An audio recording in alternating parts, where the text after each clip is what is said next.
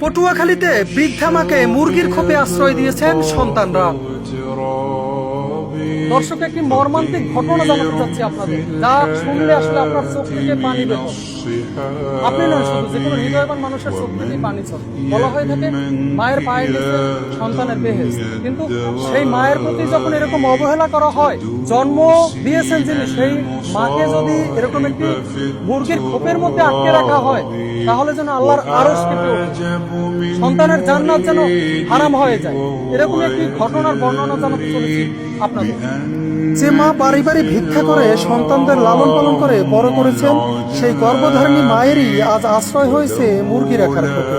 বৃষ্টির পানিতে ভিজে যাওয়া এরকম স্যাঁতস্যাঁতে পরিবেশেই দীর্ঘ বছর যাবৎ বসবাস করছেন জনম দুঃখিনী মা। মুরগি রাখার এই খোপটিতে নেই কোনো কাঁথা কিংবা বালিশ, এমনকি হাওয়া বাতাসও চলতে পারে না ঠিকঠাক।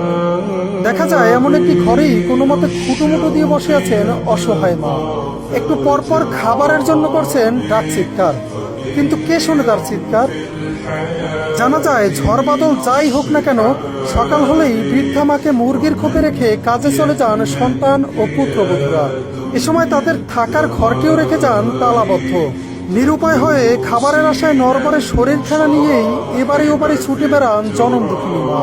সম্প্রতি পা পিছলে আছাড় খেয়ে মাথা ফেটে যাওয়া সহ হাত ভেঙে গেছে বৃদ্ধা মা নূরজাহান বেগমের। সারাদিনের যন্ত্রণায়ও ছটফট করছেন তিনি। এছাড়াও একটু পানি খাওয়ার জন্য করছেন তীব্র আহাজারি, কিন্তু একাকী বাড়িতে তার করুণ আহাজারি শোনার জন্য কেউ নেই। কারণ আদরের ছেলেরা যে ঘর তালাবদ্ধ রেখে সকালবেলায় চলে যান এদিক সেদিক, ফেরেন আবার সন্ধ্যায়। সম্প্রতি বন্যা হওয়ার কারণে জোয়ারের পানিতে থই থই করছে নূরজাহান বেগমের খোপটির চারপাশ। এতে যেন তার মধ্যে কাজ করছে এক অজানা আতঙ্ক।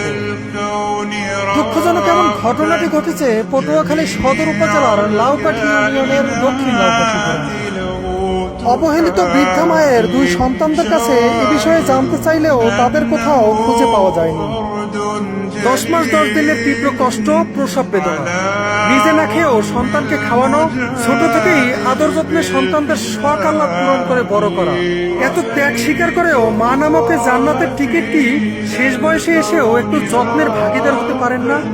অবশ্যই সন্তান হিসেবে আজীবন মায়ের প্রতি আদর যত্ন ও ভালোবাসা আমাদের নৈতিক দায়িত্ব ও কর্তব্য। এজন্য প্রয়োজন আমাদের মানবিকতা বোধের, শিক্ষিত হওয়ার আগে প্রয়োজন মানুষ হওয়ার। তবেই পৃথিবী হবে আরো সুন্দর, শান্তিময়।